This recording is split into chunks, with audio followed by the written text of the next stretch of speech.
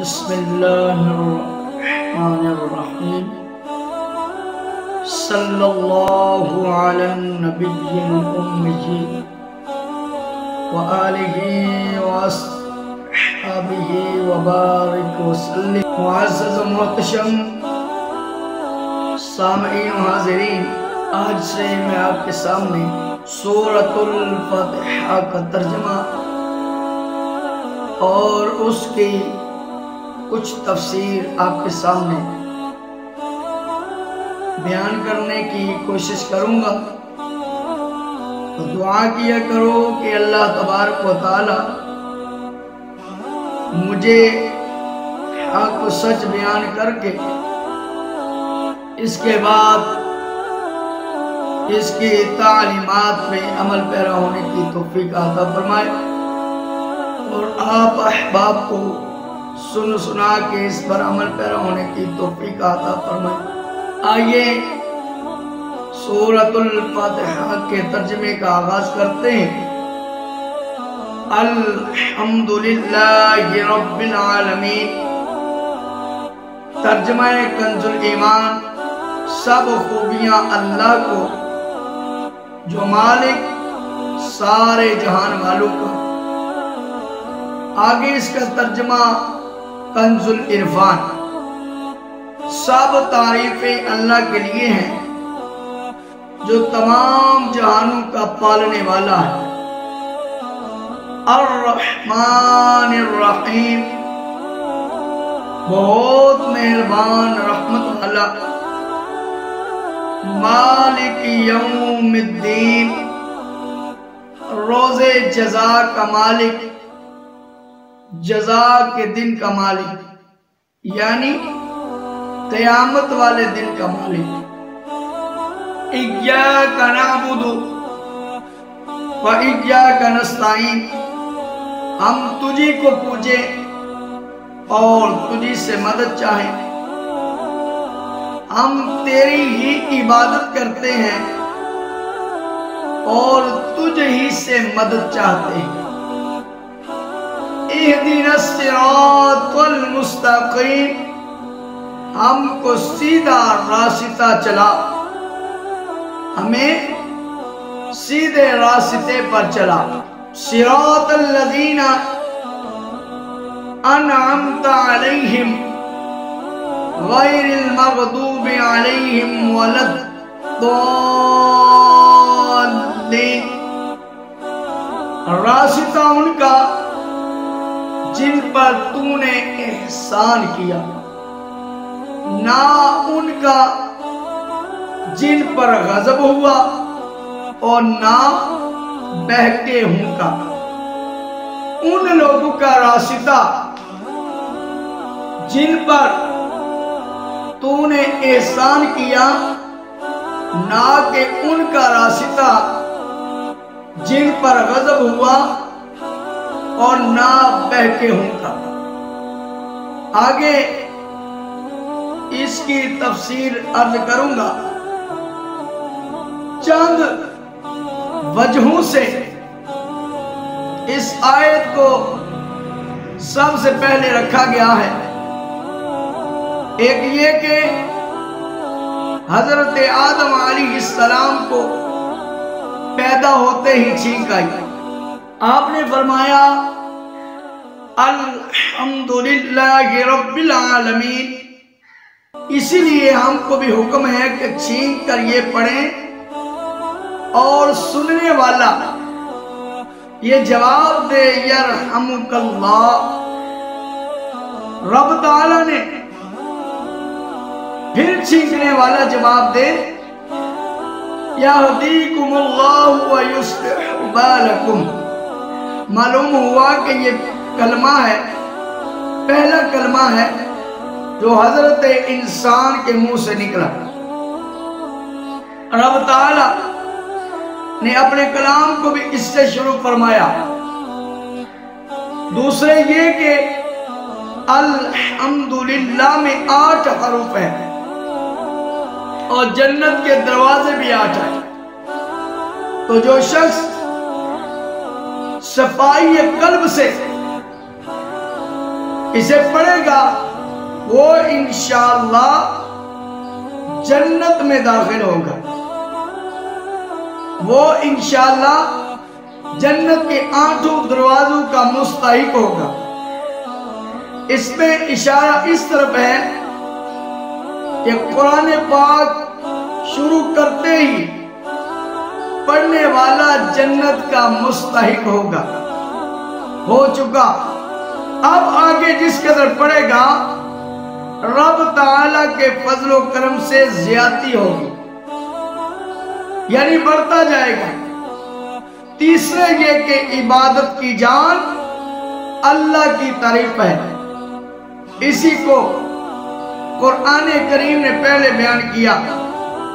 چوتھے یہ کہ اس میں مسلمانوں کو سبق ہے کہ اپنا ہر کام خدا کی حمد سے شروع کریں، کیونکہ رب کی کتاب بھی اسی سے شروع ہوتی ہے۔ پانچواں یہ کہ جب کسی بادشاہ سے کچھ عرض کرنا ہوتا ہے تو پہلے اس کی تعریف کی جاتی ہے۔ اسی طرح جب کسی کو خط لکھتے ہیں تو اولاً اس کے القاب لکھتے ہیں، بعد میں اپنا مطلب۔ چونکہ سورہ فاتحہ میں بھی بندوں کو دعا سکھائی گئی ہے، اسی لیے اسے حمد سے شروع کیا گیا ہے۔ آگے فرماتے ہیں کہ ہر حمد ہر زمانے میں، ہر حالت میں، ہر حمد کرنے والے سے خاص ہے۔ اللہ کے لیے حمد کا عام ہونا الف لام سے حاصل ہوا، اور حامد کے عام ہونے سے حمد کا عموم حاصل ہو گیا، اور جملے اس میں سے ہمیشگی معلوم ہوئی۔ تو اب کلام کا مقصود یہ ہوا کہ کوئی بھی تعریف کرے، کسی حالت میں کرے، سب تعریف اللہ ہی کی ہوئی۔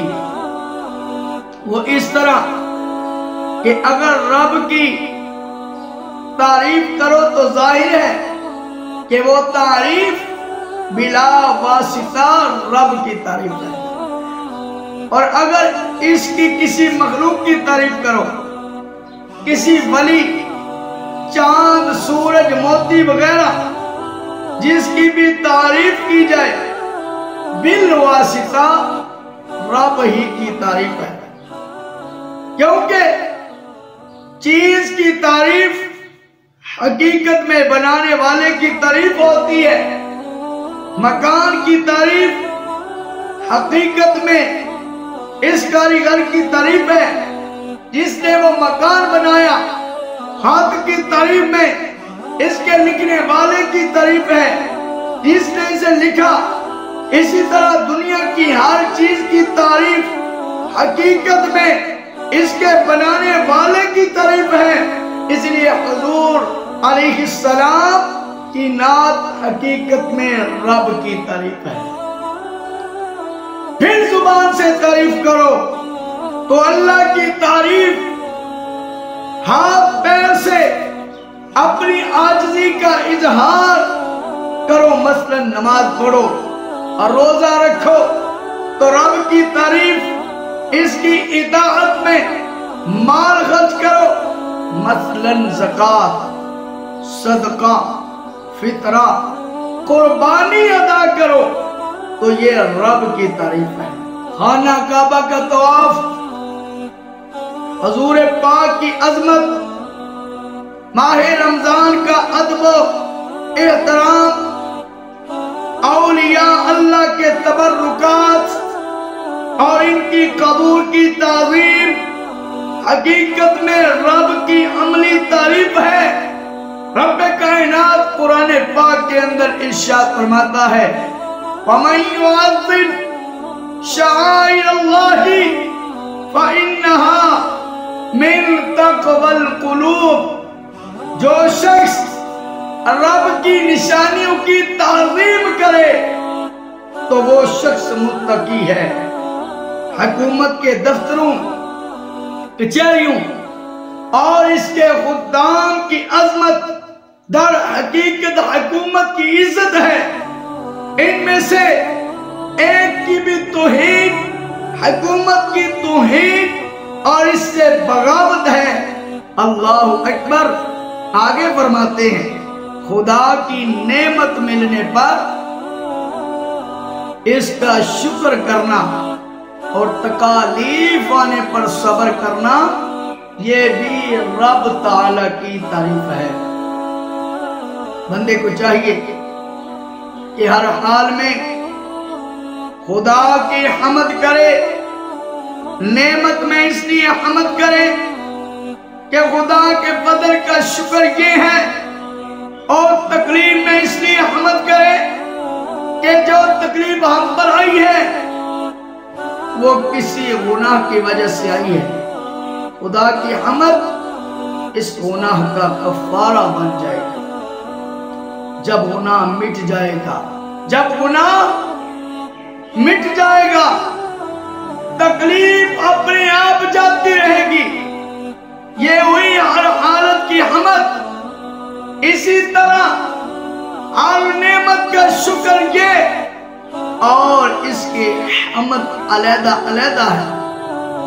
تندرستی کی حمد یہ ہے کہ اس نے رب کی عبادت، بیماریوں کی تیمارداری اور بے دست و پا کی خدمت کرے۔ مال کا شکر اور حمد یہ ہے کہ اس سے غریبوں کی امداد کرے۔ اسی طرح ہر عضو کی حمد اور شکر الگ الگ ہے۔ آنکھ کا شکر اور حمد یہ ہے کہ کعبہ معظمہ کو، قرآن پاک کو، علماء دین کے چہروں کو دیکھے۔ کان کی حمد اور شکر یہ ہے کہ اس سے قرآن پاک کی تلاوت، نعت شریف، علمی مضامین، علماء دین کا بات سنے۔ ہاتھ پاؤں کی حمد اور شکر یہ ہے کہ ان سے مرضی الہی کے کام لے۔ فقط الف لام سے ان سب باتوں کو گھیر لیا۔ انسان کی پیدائش سے پہلے نامعلوم کون کون سے چیزیں دنیا میں کب کب آباد تھی، اور اب بھی نامعلوم اس عالم میں کس قدر مخلوقات ہیں۔ ان کو ان کا پیدا کرنے والا ہی جانتا ہے، اور ہر چیز خدا کی تعریف کرتی ہے اور ہمیشہ سے کرتی رہے گی۔ غرض یہ کہ جب سے وقت بنا اور جب تک وقت رہے گا رب کی حمد ایک آن کے لیے بند نہ ہوگی۔ رب کا ذکر ہوتا رہے گا۔ وہ رب بلندیوں والا، عزتوں والا، رفعتوں والا، ایک آن کے لیے بھی اس کی حمد بند نہ ہوگی۔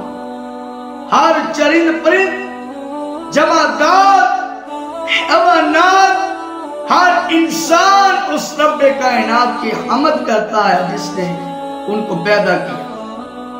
آگے فرماتے ہیں وَإِن مِّن شَيْءٍ إِلَّا يُسَبِّحُ بِحَمْدِهِ، ہر چیز رب کی حمد تعریف کرتی ہے۔ یہ ہوا اس حمد کے زمانے کا عموم ان سب کو جملے اس میں نے گھیر لیا۔ دوسرا احتمال یہ ہے کہ الف لام میم عہدی ہو۔ اللہ اکبر۔ تب اس کے معنی یہ ہوں گے کہ وہ خاص حمد اللہ کی ہے، یعنی رب تعالی ہر حمد قبول نہیں فرماتا، بلکہ کوئی خاص حمد اس کے عام مقبول ہوتی ہے۔ اب وہ خاص حمد کون سی ہے؟ وہ حمد ہے جو اس کے محبوب صلی اللہ علیہ وآلہ وسلم نے اپنے رب کی یا ان کے بتانے سے کوئی اور کرے، اس لیے آپ کا اسم شریف ہے احمد، یعنی رب کی بہت حمد کرنے والے، اور رب کا نام ہے محمود، یعنی اپنے پیارے محبوب کا حمد کیا ہوا۔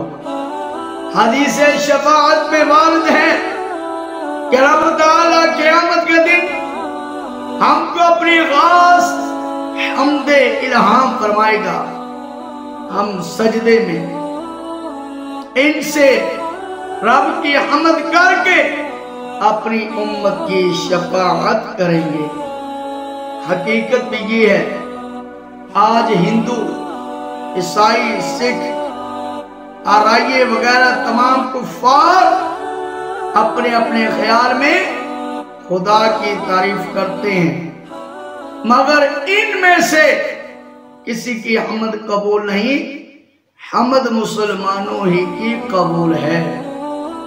معزز و محتشم، ایک مسلمان حضور کا کلمہ پڑھنے والا، حضور کا امتی، حضور کے ساتھ بغاوت نہیں محبت رکھنے والا اور اللہ کی بندگی کرنے والا، وہ جس وقت بھی اپنے رب کو پکارے گا، میرا رب اس کی حمد کو قبول فرمائے گا، اس کی حمد سنے گا۔ جیسا کہ امام قرات کرتا ہے اور جب امام ولدالضالین کہتا ہے آپ آمین کہتے ہو تو یاد رکھو رب کائنات کے فرشتے بھی آمین کہتے ہیں۔ اس لیے آج میں نے آپ کے سامنے الحمدللہ یعنی مختصر الفاظ کی تشریح آپ کے سامنے بیان کی۔ دعا کرو کہ اللہ تبارک و تعالی مجھے اور آپ سب کو حق سچ بیان کرنے کی توفیق عطا فرمائے اور قرآن پاک جیسی عظیم کتاب کو سمجھنے کی توفیق عطا فرمائے۔ اللہ رب العزت ہماری غلطیوں کو معاف فرمائے۔ اللہ تبارک و تعالی ہمیں اور تمام چینل کے ناظرین اور تمام مسلمانوں کو دونوں جہان کی سعادتیں عطا فرمائے۔ وَمَا عَلَيْنَا إِلَّا الْبَلَاغُ الْمُبِينُ۔